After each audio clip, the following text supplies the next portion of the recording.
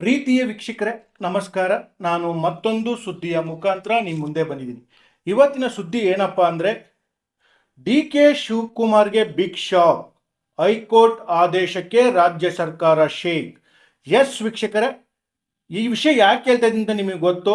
Already 1.5 ವರ್ಷದಿಂದ Bidadi township ವಿಚಾರವಾಗಿ JDS ಮತ್ತು ಕಾಂಗ್ರೆಸ್ ನಡುವೆ ನಡೀತಿದ್ದ ವೈಮನಸ್ಸು, ಕುಮಾರಸ್ವಾಮಿ ಮತ್ತೆ DK ಶಿವಕುಮಾರ್ ಮುಖಾಮುಖಿಯಾಗಿ ನಡೀತಿದ್ದಂಥ ಮಾತುಕತೆಗಳು, ಇದಕ್ಕೆಲ್ಲ ಈಗ ಹೈಕೋರ್ಟ್ ಅಂತ್ಯ ಹಾಡಿದೆ.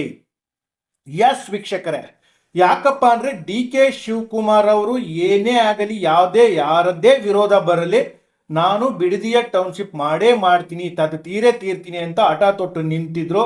ಅದಕ್ಕೆ ಕುಮಾರಸ್ವಾಮಿ ಅವರು ಸಹ ಅವಾಗವಾಗ ಕೌಂಟ್ರು ಕೊಡ್ತಾ ಬರ್ತಾ ಇದ್ರು. ಜೊತೆಗೆ DK ಶಿವಕುಮಾರಿಗೆ ಅವಾಗವಾಗ ಚೆಕ್ಮೆಂಟ್ನು ಸಹ ಇಡ್ತಾ ಇದ್ರು. ಯಾಕಪ್ಪ ಅಂದ್ರೆ ಬಿಡದಿಯ ಟೌನ್ಶಿಪ್ ವಿಚಾರದಲ್ಲಿ ಕುಮಾರಸ್ವಾಮಿ ತಗೊಂಡಂತ ಒಂದು ಬೆಗ್ ಸ್ಟಿಪ್ಪಿಗೆ ಈಗ ರಾಜ್ಯ ಸರ್ಕಾರ ಶೇಕ್ ಆಗಿದೆ. ಹೌದು, ಯಾಕಪ್ಪ ಅಂದ್ರೆ ಕುಮಾರಸ್ವಾಮಿ ಅವರು DK ಶಿವಕುಮಾರ್ಗೆ ಪಂತನ ಕೊಟ್ಟಿದ್ರು, ಬೈರಮಂಗಲಗೆ ಬಂದು ನೀವು ರೈತರ ಸಮ್ಮುಖದಲ್ಲಿ ಮಾತಾಡಿ, ಆಗ ನಾನು ಇನ್ನು ಒಪ್ಕೋತೀನಿ ಅಂತ. ಅದಕ್ಕೆ DK ಶಿವಕುಮಾರ್ ನಿರಾಕರಣೆ ಮಾಡಿದ್ರು.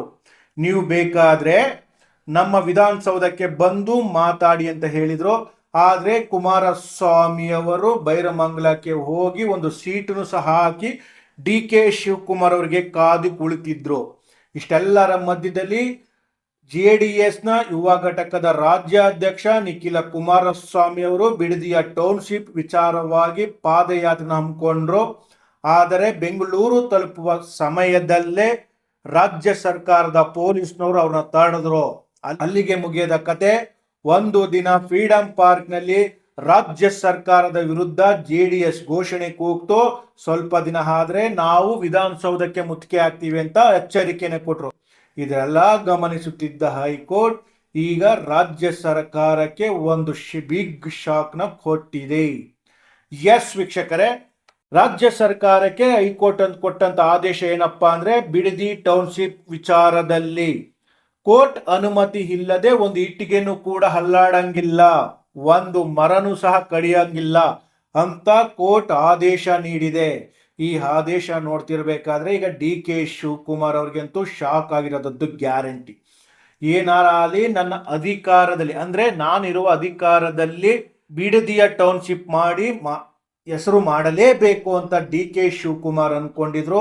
ಆದ್ರೆ ಬಿಡದಿಯ ರೈತರು ಮಾತ್ರ ಇದಕ್ಕೆ ಯಾವುದೇ ಕಾರಣಕ್ಕೂ ನಾವು ಬಿಡೋದಿಲ್ಲ, ನಮ್ಮ ಪ್ರಾಣವನ್ನು ಬೇಕಾದ್ರೆ ಬಿಡ್ತೀವಿ, ಆದ್ರೆ ಬಿಡದಿಯ ಟೌನ್ಶಿಪ್ ಮಾಡೋದಕ್ಕೆ ನಾವು ಬಿಡೋದಿಲ್ಲ ಅಂತ ಹಠ ತೊಟ್ಟು ನಿಂತಿದ್ರು.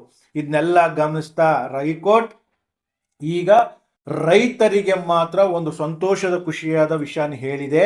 ಅದೇನಪ್ಪ ಅಂದ್ರೆ ಯಾವುದೇ ಕಾರಣಕ್ಕೂ ಹೈಕೋರ್ಟ್ ಅನುಮತಿ ಇಲ್ಲದೆ, ಅಂದ್ರೆ ಕೋರ್ಟ್ನ ಅನುಮತಿ ಇಲ್ಲದೆ ರಾಜ್ಯ ಸರ್ಕಾರ ಆಗಲಿ DK ಶಿವಕುಮಾರ್ ಅವರಾಗಲಿ ಬಿಡದಿಯ ಟೌನ್ಶಿಪ್ಗೆ ಕಾಲಿಡಂಗಿಲ್ಲ ಅಂತ.